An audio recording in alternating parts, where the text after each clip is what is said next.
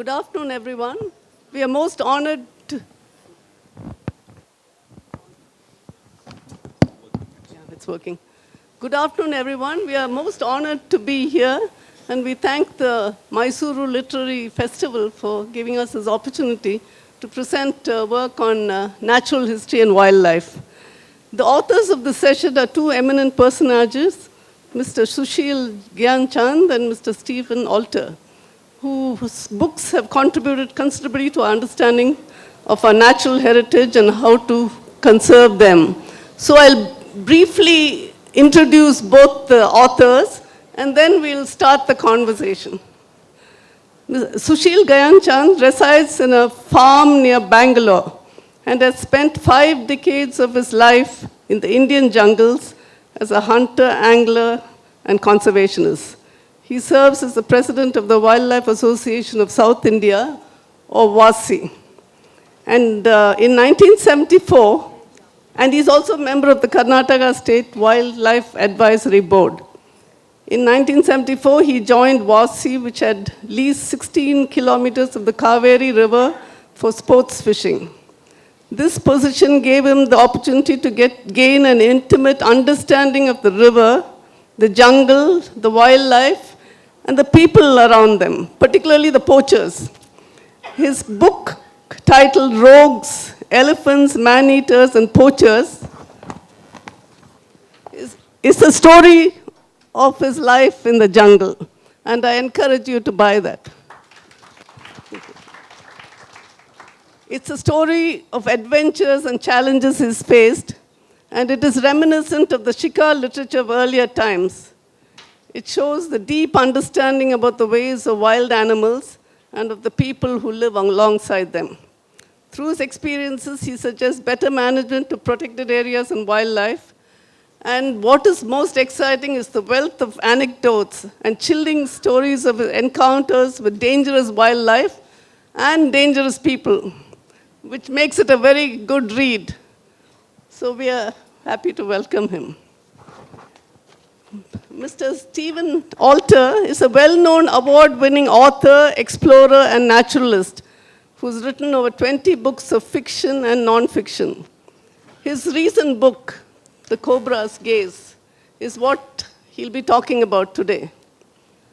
And I encourage you to buy that because it's a very riveting read. He grew up in Mysuru, and in this book he describes his early life and how he got interested in natural history. This book in particular is a compendium of his travels across the length and breadth of India and the stories associated with particular places. What he brings into natural history is a wealth of information on the history of the place, the sacred practices, and the biological wealth. He's got an encyclopedic memory of species of all sorts. And he also explores the strange mystical connections between human and wildlife that transcend species boundaries. And I'm sure he'll want to tell some of these stories himself. So we welcome Steve Alter.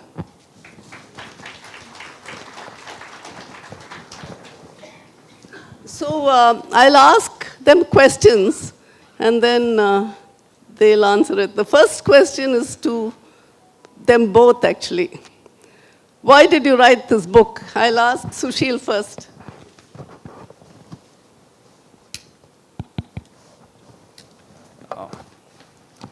It started early in life. I must have been 9 or 10 years old. In school, they taught us this word, cannibals. And that day, there was the school library, and I saw the book called Man-Eaters of Savo.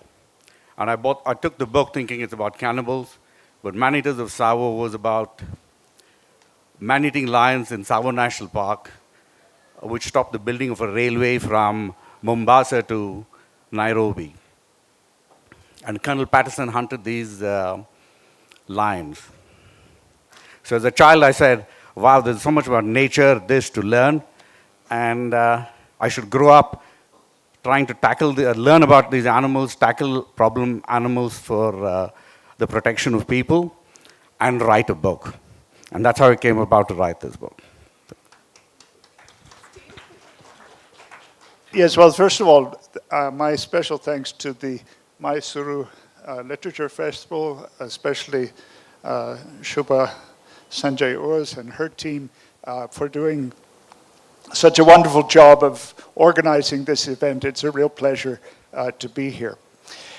The question, Priya, thank you for asking why did I write the book. I have a number of answers. I won't belabor the point. But I think, first of all, I wrote this book for purely selfish reasons, because it gave me an opportunity to travel to places that I'd wanted to visit for many, many years, to explore landscapes that I wasn't familiar with, whether it was the Sundarbans, whether it was Gir National Park in Saurashtra, whether it was parts of Ladakh where we went in search of snow leopards. So, as I say, these journeys were journeys that I had dreamed about for years. And coming out of the COVID-19 pandemic, I was restless and I wanted to travel. So that is the first answer to your question. The second one is that I had, just before the pandemic, I had published a book called Wild Himalaya, which was a natural history of the Himalayan region. And in that, I had been exploring the connections between scientific narratives about different species, different landscapes, different habitats, and the folklore, the mythology, and the other cultural narratives that we weave together. And I had wanted, though it was very exciting and fulfilling to be writing about the Himalaya and very diverse landscapes, very diverse biosystems, I kept thinking I should be doing this for the rest of India, for the rest of the subcontinent. And there's so many places where there are these stories that I need to hunt them down and find them. Susheel hunts down the creatures that are creating human-animal conflict and other problems. I hunt down the stories behind those creatures, and that really is my purpose in writing this book. Thank you very much, Steve. What I find fascinating about both these gentlemen is that they are such good storytellers and they have very good stories to tell. So I asked Susheel, he's devoted his life to the conservation of the Humpback Mahseer, which is a critically endangered endemic fish of the Kaveri Basin. It's only recently that people have known the importance of the species, but Susheel at WASI knew about it a long time ago. So I want to ask him about the work he's been doing for the conservation of the Humpback Mahseer. Today, the Humpback Mahseer has also been declared as a state fish. Pound for pound, it's known as the toughest angling fish. And a lot of books have been written going back right into the 19th century on various anglers who found the difficulty on catching these fish. The world record was caught by Vanagons who lived in Mysore, which was 119 pounds. And then the fish started disappearing, and a group of people in Bangalore got together in 70 and got a lease of a river of about 18 kilometers, today where Galibori is, or where around Mekedat. It is from Mutati to the border of Karnataka, Tamil Nadu. We found that the fish had vanished, and there were a lot of commercial fishing going on. There was netting, dynamiting, and we're catching fish by hand line. And we found that if we had to save this fish, we had to clear it. I was a youngster, I was just out of college, and I knew the people who started Vasi, and they said that if I could come and work here before I decide what to do with my life. So I took on this challenge, and I spent a lot of time on that river. The early days was, and catching these poachers was staying on the banks of the river without tents, without anything, and hiding our meager camping gear behind bushes and walking around, checking where the poaching signs was, and walking in the dark to walking in the dark to catch the poachers. And after clearing these poachers, over the years, we started seeing the resurgence of Mahseer, and we are again catching big fish going up to about 90 pounds, 95 pounds, 97 pounds. We were all, as Vasi, excited with the results. So I worked for 5 years with Vasi, and there was no money in it. They said they didn't have the money. They could pay me 300 rupees and gas. That was it. But was the best times of my life, because also gave me such a experience of living inside the forest and learning about the forest and its animals, the tracks, all that. And on an average, I would have stayed in the forest at least about 4 months. If I average every year, I was sleeping on the floors of the forest. Then I started my work, but I stayed on with Vasi. A few years later, there was a resurgence of poaching, with quarrying around Kanakapura and all that. There was availability of dynamite, and the poachers with muzzleloaders. There was a lot of meat poaching happening in this area from all the neighboring villages. We went out with muzzleloaders in the night, and if they didn't find if they didn't find anything to shoot, they would dynamite and bring the fish back. So I knew some of these places and the villagers, so I went around and tried to appeal to them, and it didn't work. And I realized the only way now to tackle it was I had to tackle the people who were poaching wildlife. So I spoke to the department, and that time some of the officers were friendly. They gave me some guards to go with me. And we followed a very simple philosophy that I would go in the paths of the forest to check where I found human tracks going out of the forest early morning. And for me, the only person who's going out of the forest early morning is a poacher. So we would wait on, and knowing where they were coming from, we would wait on the paths. And there was a simple thing. And don't forget, these were people who were armed. I went to the simple philosophy that most of them, 95% of people are right-handers, and their guns were on the right side, so I stayed on their, the guns were pointed on the left, and I stayed on the right of the path. We would let them come very close, we'd have a little cover, and when they came close, we would shout, put a light, fire a shot in the air, and that sudden thing would startle them, and we could catch poachers. And this is something I think, to the best of my knowledge, nobody has done anywhere in India. And then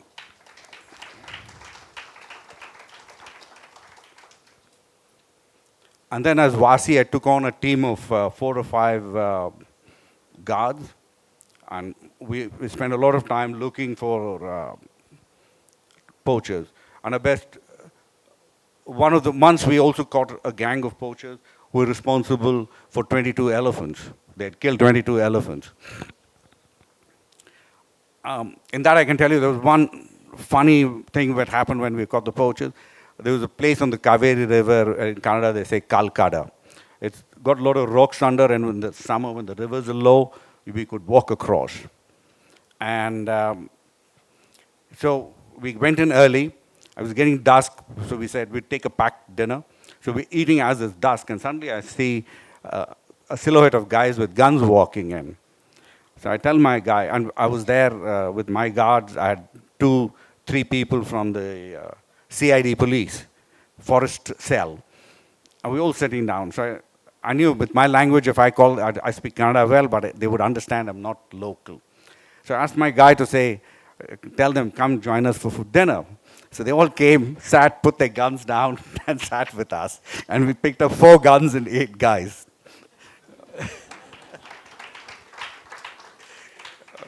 Thank you.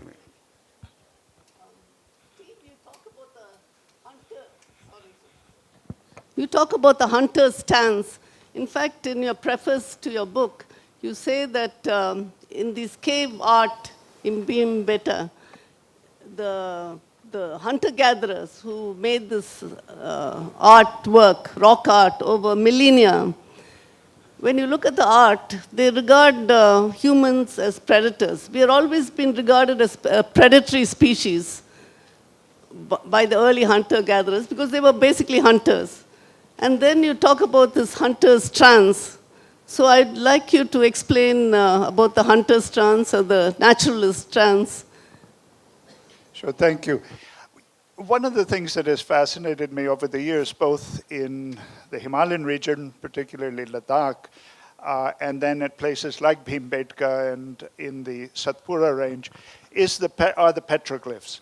And these petroglyphs, though we're not really sure how to date them or how early they go back, if you look at the images, clearly most of them were carved onto the stone by early hunter-gatherers who came into Ladakh at the end of the last ice age as the ice was retreating and they moved in. They were hunting and they carved these images of different species on the rocks. And you can recognize those species immediately, whether it's an ibex, whether it's a yak, whether it's a snow leopard. And to me, these were the first field guides to Himalayan mammals. These early hunters were recording the presence of these particular species in those particular landscapes.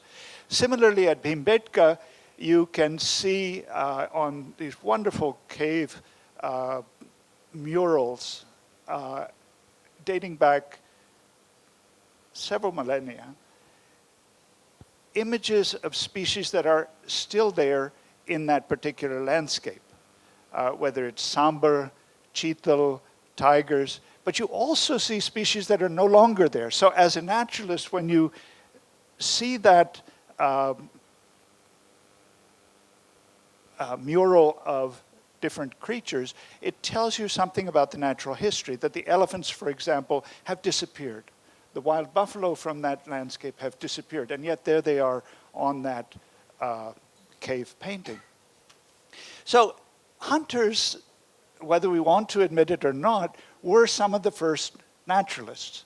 And we as naturalists today use many of the same skills that hunters employed for generations, whether it is an awareness of seasonality, whether it is wind direction, whether it is being able to read tracks on the forest floor. These are all skills that hunters adapted and naturalists adapt as well.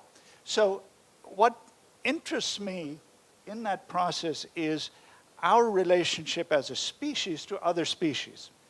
We certainly began with a relationship of being predators. We were hunting these species for our own survival. In some parts of the world, we still hunt those species for our survival. But a few years ago, I had read a book called The Hunter's Trance by a man named Carl van Essen. And it had a very intriguing idea because he talked about this mystical experience where when the hunter draws back the bowstring and is about to release the arrow, there is, at that moment before the arrow is released, there is a connection between our species, the hunter, and the hunted. And it's a mystical moment, particularly not necessarily for the prey, but certainly for the hunter, before he releases that arrow in that way. Now, E.O. Wilson, wonderfully prolific biologist, a Harvard professor who wrote a terrific book called Biophilia, which is our relationship with other species.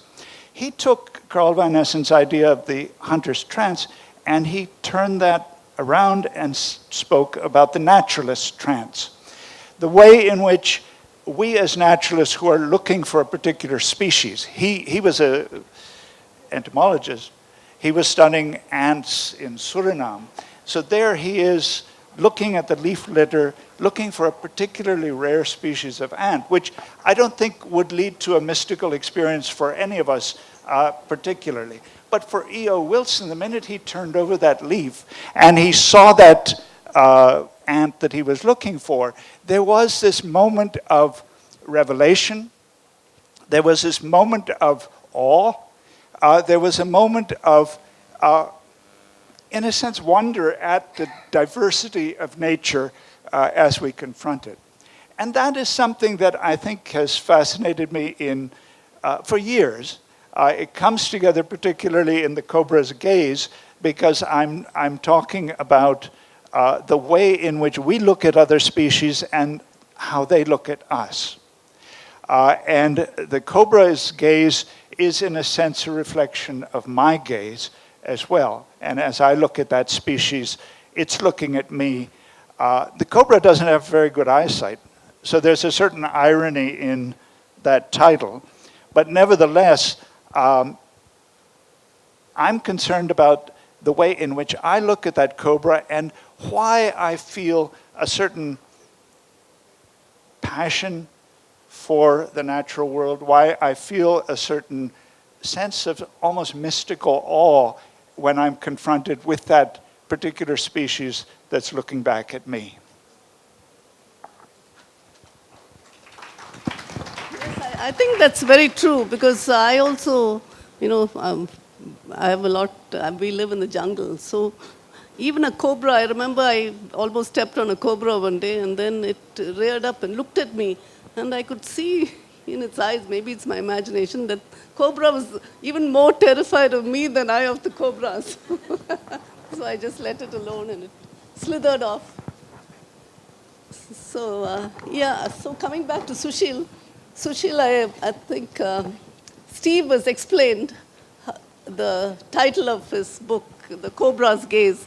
I want you to, the title and the photograph, I'd like you to explain this photograph to the audience of you and a tiger and lots of forest department chaps standing behind.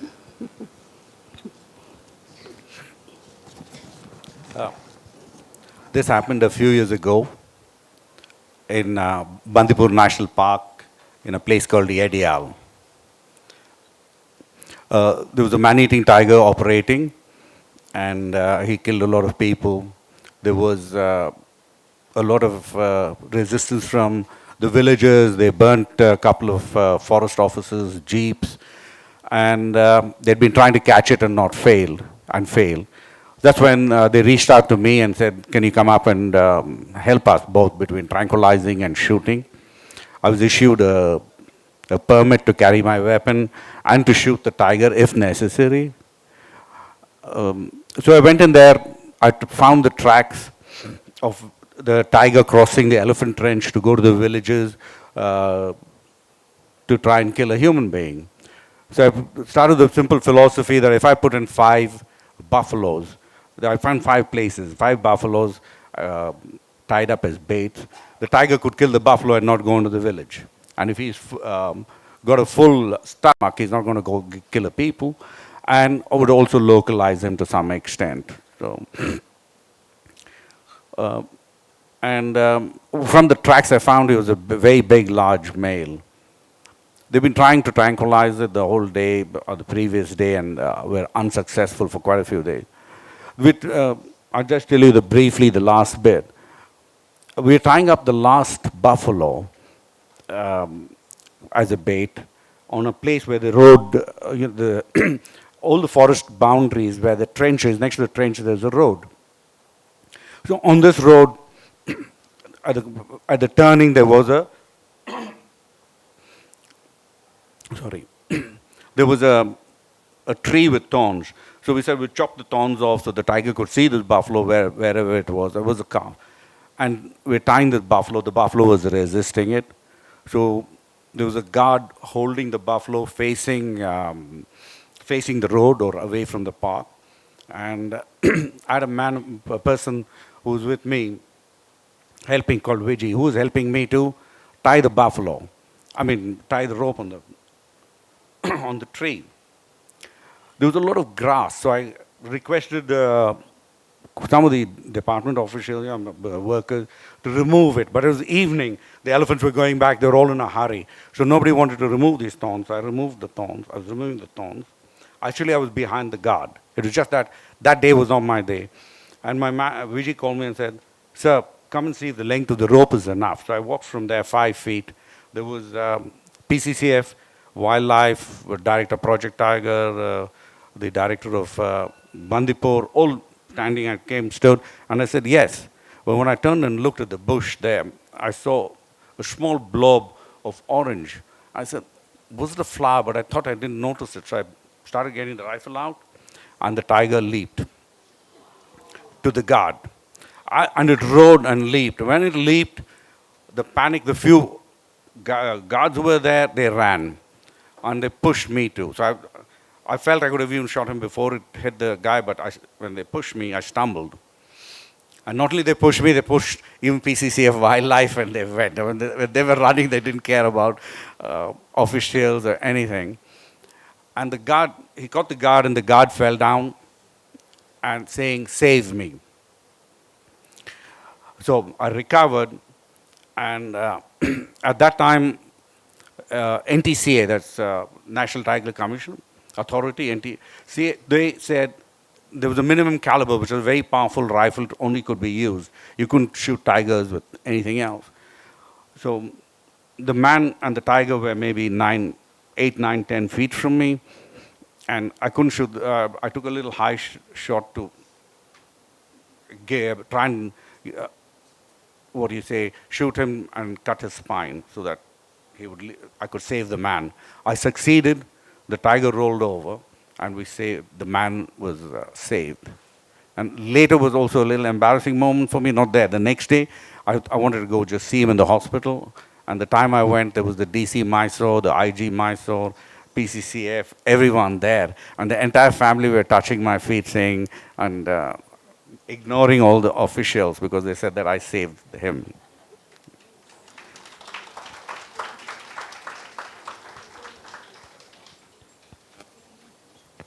Thank you, Susheel. I think that was very courageous of you to try to kill the tiger, because you never know. They can turn and attack. So that was... Steve, you talk a lot about the community reserves and the relationships between local people and conservation, and how the sacred plays a very important role in the conservation of species and forests, sacred groves. But sometimes I think this could be a two-edged sword, isn't it? It saves many species and forests, but also, like the slender loris and the proliferation of macaques, it has also a negative impact on people's livelihoods, proliferation of some pest species. And so I'd like you to, and even sacred groves, because I've seen many sacred groves, and the trouble is that things change very fast. They're taken over by the dominant religion, or the person who owns the sacred grove sells it and for wood or something. So I'd like you to. Sure, yes. Sacred is very much a part of many of the books I've written, and I always preface this by saying that I myself am not a believer. I'm an atheist. And yet I am fascinated by the sacred. I'm fascinated by sacred gestures, the sacred art. I'm fascinated by the way in which human beings interpret different phenomena, particularly in nature, as something that is sanctified, or something that evokes a certain reverence. And certainly in this book, one of the things that I certainly explore is the way in which different landscapes and different species evoke a spiritual response. And as I say, I'm fascinated with that, even though I am a skeptic. And I justify that by saying that there are some people who will approach these stories, this mythology, the folklore, the religious narratives with a sense of faith. I approach it from a sense of doubt, but that doesn't make me someone who dismisses it. It simply makes me ask more questions and to really try to get to the heart of what we mean when we talk about a sacred grove or a sacred species. And we've got 10 minutes left, just a bit.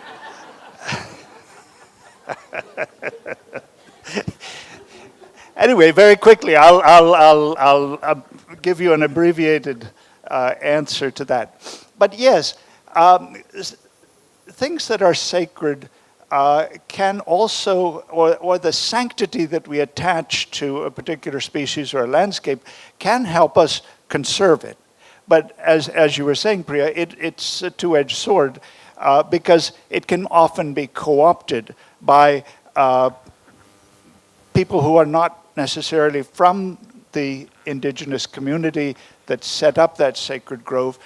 It will be co-opted, it will be, to use perhaps a more explicit term, saffronized, and then it becomes something that is very distant from what the original intention was, which was to preserve a particular space, whether it's sacred groves that I've seen in Coorg, in Goa, in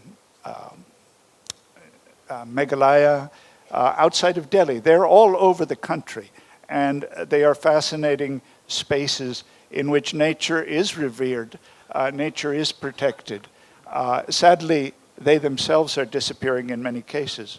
I'll very briefly give you an example of an experience that I had with the sacred grove. I spoke earlier about how the scientific narratives, in a sense, get woven in with the mythology, the folklore, the folk traditions of a particular place.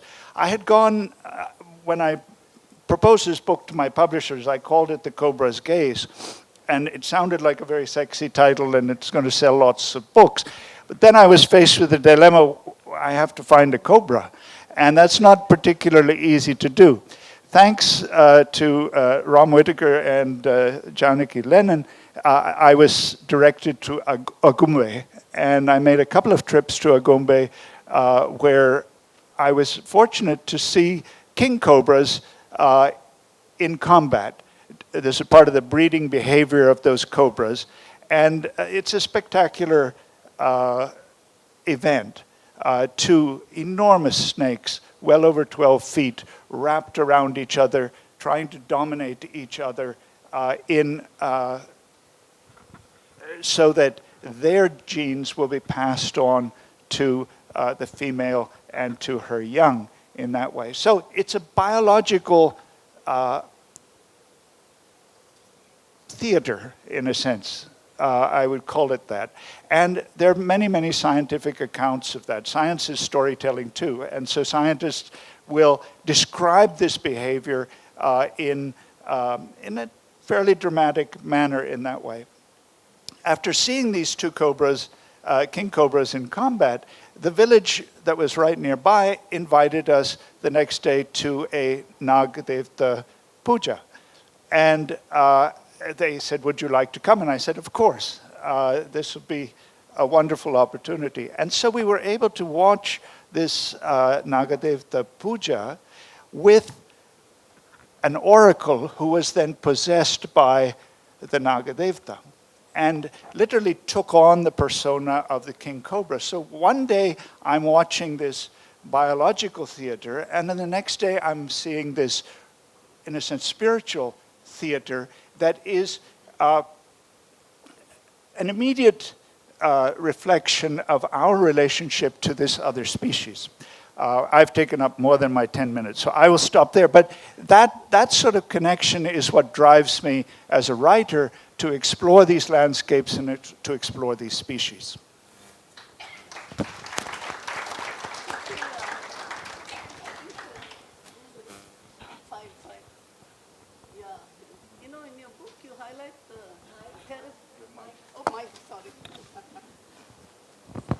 tend to be absent-minded.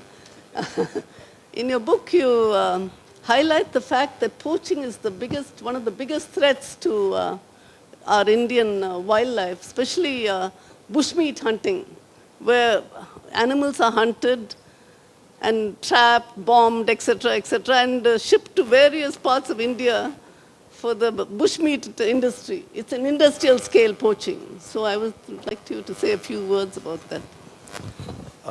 With the price of meat going up, and let me say, for me, I think 80% of the wildlife lives outside the sanctuaries, and they have no protection. Today, I don't know if you're aware in Mysore, but between Mysore and Kabani, there are at least 5 known tigers living in the agricultural landscape, miles from the forest. In fact, 10 days ago, a tiger next to a sugarcane field, they were trying to cut him, jumped out and mauled a guy and ran away. What's happened, and there's a lot of wild boar, deer living in the agricultural landscape, which is not there. And with the price of meat going up, there's a lot of poaching. It's gone beyond. Just last week or 10 days ago, they caught a batch of poachers with 9 deer and 1 wild boar. Approximate value of the meat there was about 2,70,000 to 3 lakh rupees. So with that kind of money, this poaching is going up. There's a lot of bombs used to dynamite wild boar. They're shooting, there's snares, and they're shooting animals. Yeah, dynamiting fish too. So, because once outside this landscape, these animals have no value to the villager, because for him, it's a nuisance. It's damaging his crops. It's maybe a tiger's killing his cow or something like this. So with this, this is something which, I don't know, there's no action being taken. And one of the reasons also, which is also frightening, is this Make in India, they started making cheap rifles. Now, I don't know why they're making rifles if hunting is banned. And I've tried to take it up, but nobody has done. Otherwise, rifles in India are very expensive. We're not in the common reach. But these Indian rifles now with the common reach is increasing the level of poaching. I think I've taken a lot of time. Thank you. Yeah. But what was the dynamiting the Mahseer and other fish? Yeah. There's a whole scale, because again, the fish is the same thing. They're dynamiting Mahseer. Now, once they stopped us from angling on the rivers, which was inside the forest. And when they stopped us angling, we had to remove the guards. When it became a sanctuary, we removed our guards and everything. And there's no more the big Mahseer. Now we're doing a research to bring back the Mahseer to breed the humpback. But we have not been able to catch a big fish or find a big fish in a long time now because of this intensive dynamiting with the price of fish. There's fish from right from Kollegal areas to Kanakapura, going right to Bangalore and Mysore and all these places. So these are the dynamiting and poaching is becoming a very big issue. Thank you. How many minutes do we have? That's it. Any questions? Very quick. Questions? I think the 2 authors will be available. So if anyone wants to ask them questions, they can do that. I just had a quick one. So recently we heard about the death of Arrowhead, right? The Ranthambore tigress. And there was also interference by the forest department to rehabilitate her cubs when she had given birth, and then those cubs gave birth. And that has created a human and animal conflict there. How right were we to interfere in that nature's course? Like when she was injured, we kind of provided her food and, we altered the nature's course. What do you see, in such kind of situations? The tiger expert is here, but I'll try. No, you're speaking about the incident in Ranthambore, yes, where yes. the tigers attacked the temple priest and, yes. others there, yeah.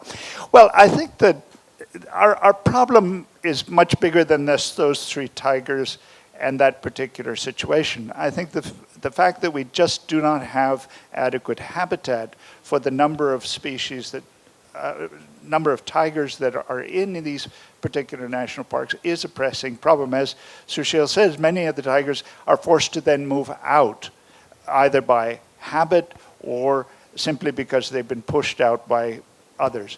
So what you're dealing with is an explosive situation and a difficult situation. The minute you start feeding those tigers, they become habituated to that situation. And I think that, I don't know all of the facts about that, but what I suspect is that feeding probably was a way of making sure that a number of tourists got a sighting of a tiger, which I think is another piece of that problem as well. And I just close on perhaps a more optimistic note, that whenever you see that tiger or that cobra or even that bandicoot that you encounter, remember that that creature is looking at you as well. And he or she is not thinking what you're thinking. He or she has other things on its mind. And consider that as you look at nature, as you look at those species, there is, in a sense, a communication, but it's not a human communication. There's another species at work there. So, thank you. Thank you both for a very enjoyable session. So I just wanted to say one thing. We have only 5% of our country, 5.2% or something of our country is protected for wildlife. It's very small. And in the recent Kunming-Montreal Biodiversity Protocol, they recommend that at least 30% be conserved if human life is going to be sustained for the long term. So we are dealing with a very small space for wild animals, and we need to try and, we are activists and all that, try to improve the situation. Thank you so much.